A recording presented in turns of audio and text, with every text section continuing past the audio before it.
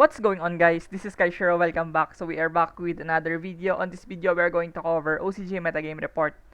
And we are going to cover OCG Metagame Tier List post ROTA or Rage of the Abyss this first week of August. So we have now seen the implication of the new set in our metagame. So bunch of changes, metagame shifts, and metagame trends all over the place right now. So we are going to discuss each deck here on the tier list. We have S, A, B, C, and D tiers here. So without further ado, let's start. So moving on D tier, we do have Unchained Finsmith or Fiendlink, they said, no. So this deck is performing quite decently. I believe this deck is really compatible towards the metagame right now. Lots of interruptions, pop effects from the IP Masquerena going to Little Knight, and bunch of interactions and interruptions from this deck, and it makes this deck very squishy when you consider that you can play around a lot of boards and also put up a very desirable interruption on your field. So yeah, I think it is very decent right now and probably could be higher if more people will invest on the deck and study the deck, because this deck is not for beginner. I think you need a lot of brain power and also technical skills to play Unchained in the format right now. So yeah, moving on, we do have Thunder Dragon. So before, we are patronizing Thunder Dragon with the Finsmith engine, but now it is only played with 60 card grass pile. More often than not, it is playing the 60 card chaos build. So I think it's more of a good stuff rather than the Thunder Dragon.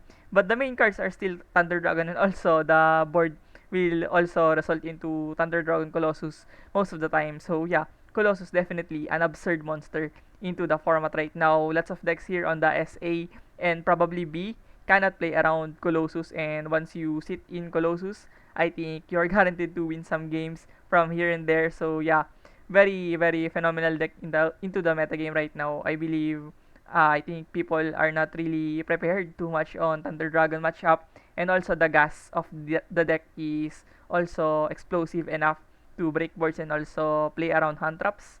And moving on, next we do have Infernoid. So this deck have been getting lesser and lesser popular.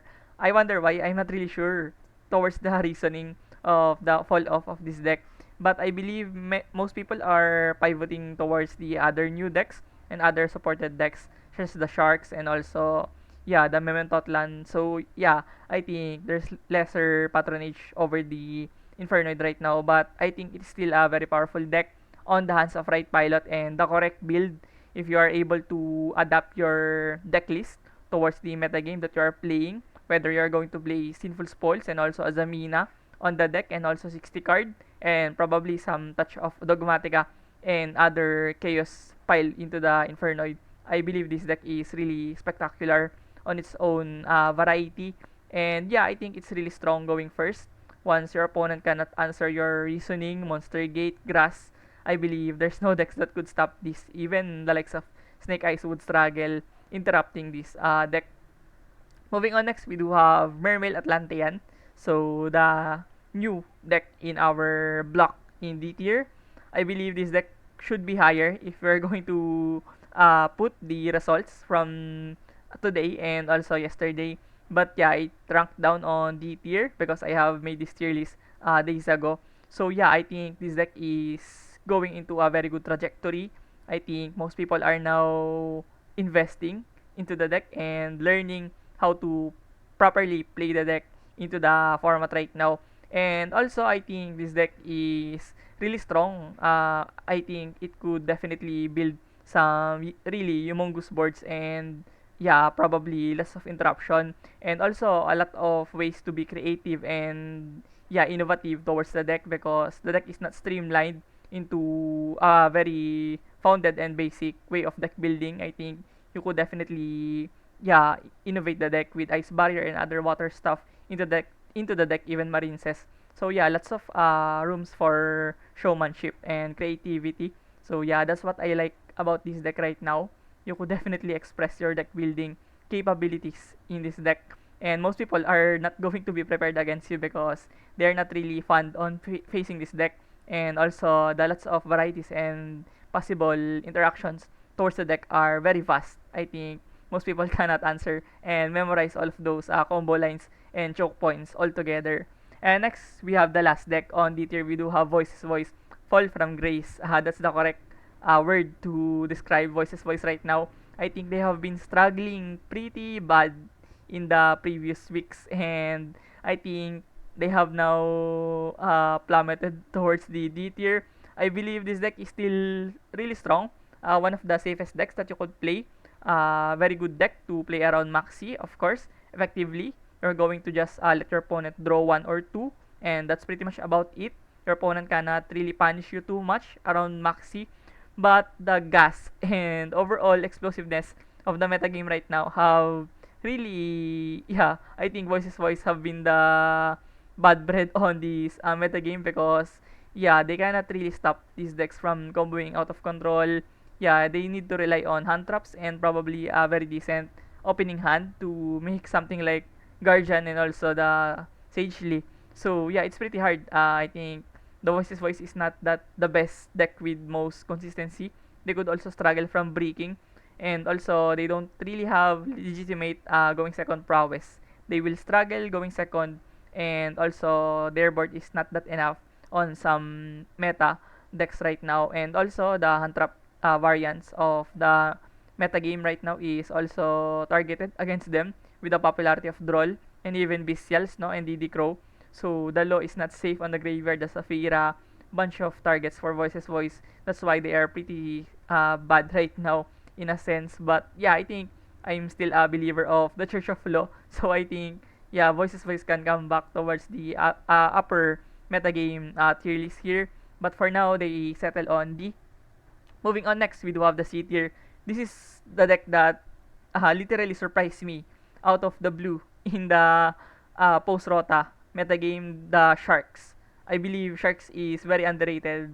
I think most people have been underestimated the Sharks, including me. I haven't really thought that Sharks will definitely mount a representation into the tier list right now. So yeah, what makes Shark very viable? I think the monotonous one card combo of the deck, 1.5 combo, and also can be able to set up decent board no matter what happens. I think this very consistent. This like budget, rather upgraded version of Trap Tricks, and also budget at that note, no, considering that the Tachyon as well is only the expensive one into the deck. So yeah, I think you could pretty much play the deck on budget manner right now because the succeeding weeks will definitely plummet the prices of shark cards into the market. And I think sharks are gaining more and more traction recently from this day and also yesterday. So many people are now witnessing the upgraded version of shark, and they are very much obliged to test this deck because it is seeing much results. I am really surprised that I have seen like 5 or 6 shark tops in my previous OCG metagame report and deck review video. So yeah, it's very surprising, and I'm definitely excited for the deck whether they will go up or people will read into them, and yeah, they will cut off wind on this deck and will eventually go down. It's up to the pilots and the people in the Japan and possibly Korea and China to decide the fate of this deck. So yeah, moving on, we do have Pendulum Magician. So this deck have been in a metamorphosis right now. They have been evolving, or let's say devolving, because they have dropped the Melodious engine. They have ditched that engine because Droll is a really huge factor into the metagame right now. So they cannot afford to lose against Droll and Lockbird. So yeah, I think they are going back and reverting back towards the standard build of Magician, just playing the Supreme King, Magician cards, and that's all. Pretty much basic stuff of Pen Magi from before. So yeah, I think yeah, it's in a decent spot right now. Very combo-ish, very explosive, and can set up one of the most obnoxious board into the format. And then moving on, we do have Chimera Finsmith. So Chimera Finsmith, another deck that similar uh, trends to the Unchained Finsmith. I think they are very relative in terms of performance and usage into the metagame. Many people are not really convinced on Chimera Finsmith, but in our country, this deck is very successful and popular. And I do believe that many good players are piloting this deck in Asia, all over Asia. I think they are pretty much getting free wins on the meta right now because people are not expecting them to be that strong. And also, people are not really respecting the Chimera too much. So yeah, they are going to be punished a lot on this deck. And I believe Chimera is one of the most versatile decks into the metagame. You could probably play Illusionist and Branded and also other gimmicky cards into the deck. And also it plays the Dark Bear Statue, which is phenomenal into the metagame, and Diabolzy as well. Very strong card, ways to floodgate the opponent and basically win the game from there, no? So yeah, I think it's really solid right now, and probably they could be higher if people are tapping towards the deck. But yeah, they have been lesser and lesser popular and not that really tapping too much this week, or rather last week. Moving on, next we do have Centurion. So Centurion mounted a comeback on our tier list because they have been performing really bad on the previous weeks, because last 4 5 weeks ago they have been top 4 top 5 deck into the Road of the King report.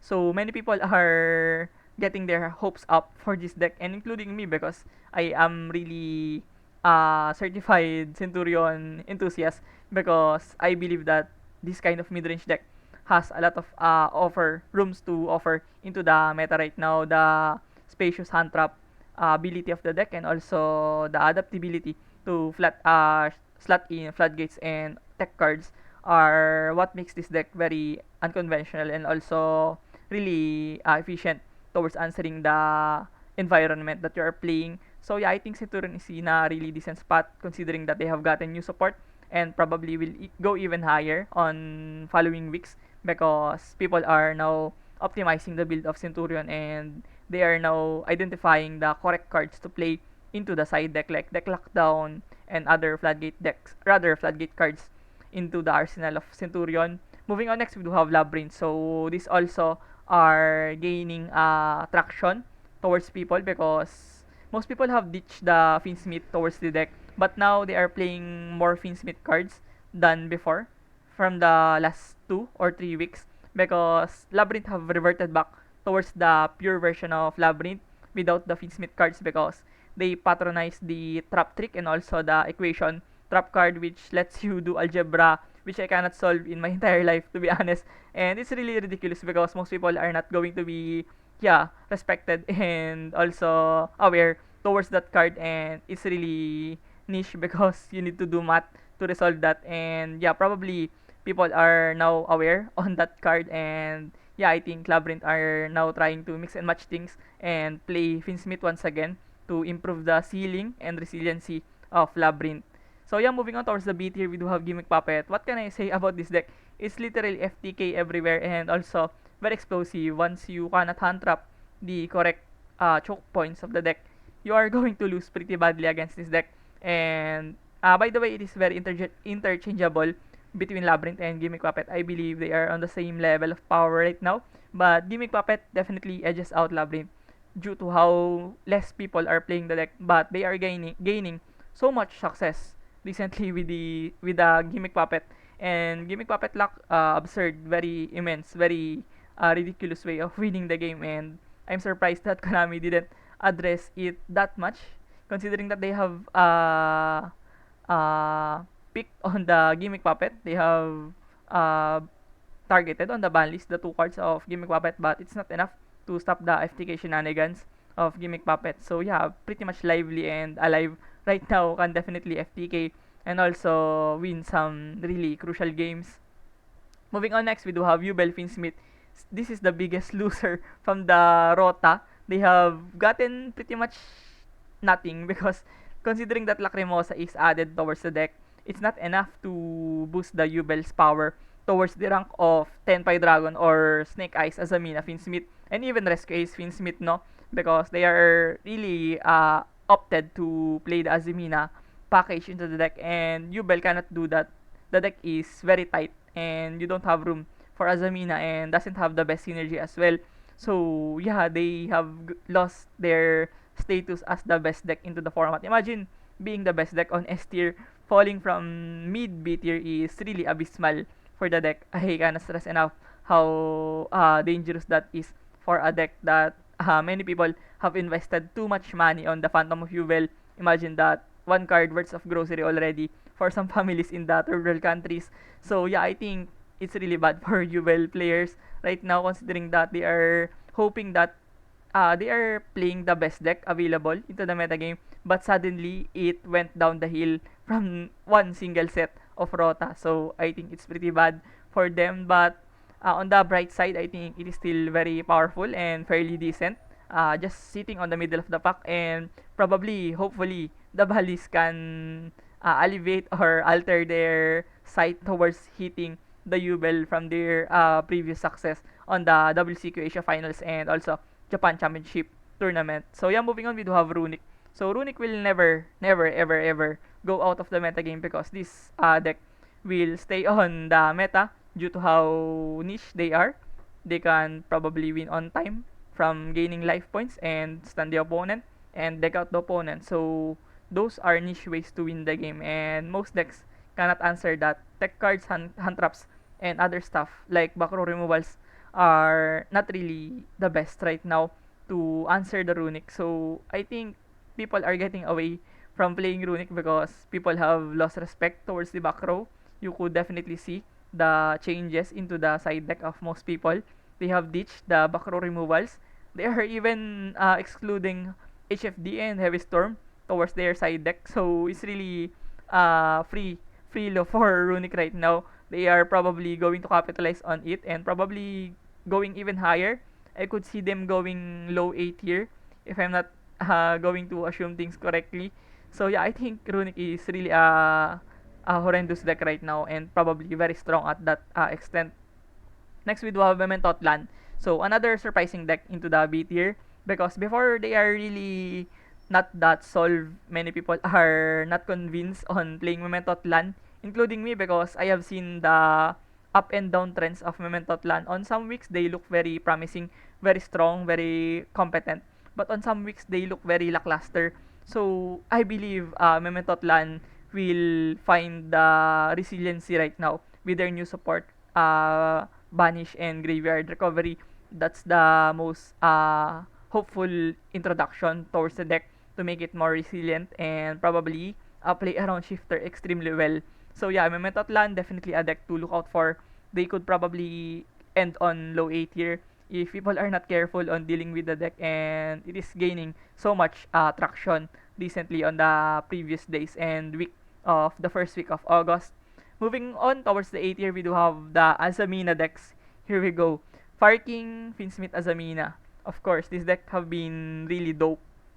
You have 4 engines that plays well together. Sinful, Snake Eyes, Azamina, and Finsmith with Fire King cards. So yeah, the only bad bread on this deck are the bricks that you are playing from the Fire King. That's the only counterintuitive factor for this deck because you're playing bad cards in a sense that those cards cannot do anything on your hand if it's not the right occasion. So yeah, I think that's the only problem of this deck. Same with Rescue Swinsmith. I believe those two are pretty similar in a fashion that they are playing bad cards or bricks in a manner, but I believe those two are really powerful with the Rescue Swinsmith. Definitely top huge tournaments in Japan and also WCQ Asia Finals with Andre Cornia from Indonesia, and yeah, other people on the top 8 are also exhibited prowess of Rescue Ace. So yeah, I believe those decks are really stalemate on A tier right now and probably cemented their spot into the A tier. Moving on next, we do have Snake Eyes Finsmith. So this is the lesser variant of Snake Eyes without Azamina. So it is lesser explosive, but you have more rooms for hand traps. You probably have rooms for Droll and other stuff like Nibiru and Droll and Mourner. So yeah, this deck is still very palpable and really strong, but just losing out the feature of Azamina. Moving on next, towards the S tier, we do have Tenpai Dragon. So this is probably one of the biggest winners of the meta right now because they have gotten the Dominus Impulse and Fuaros. Those two bolstered the going second ability of the deck. It is now gaining so much respect and traction over the course of post-Rota August format, and it is very divided into Snake Eyes, Azamina, Finsmith, and Tenpai Dragon. People are really debating whether what is and which is the best deck going towards the post-Rota But yeah, I believe Tenpai Dragon has the upper hand in terms of affordability, accessibility, and also the overall showing in overall OCG metagame representations, because the deck is much more efficient and accessible for most people, unlike the counterpart of Snake Eyes Finsmith, which is very expensive. So yeah, I think people will dwell towards Tenpai Dragon and probably use it on small tournaments, local tournaments, and pub tournaments.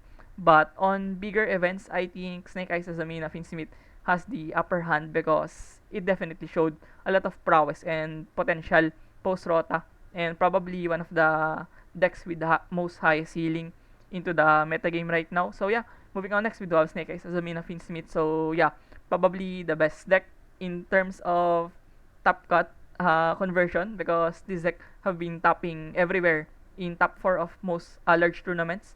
I think this is the most represented and also the most dominant, and probably most decks cannot really stop this deck from snowballing out of control. Imagine having access towards Bonfire, Poplar, and Azamina cards and Snake Eyes cards. Those are ridiculous. They have a lot of one card combos and lots of way to bring out their end board. So yeah, it's really hard.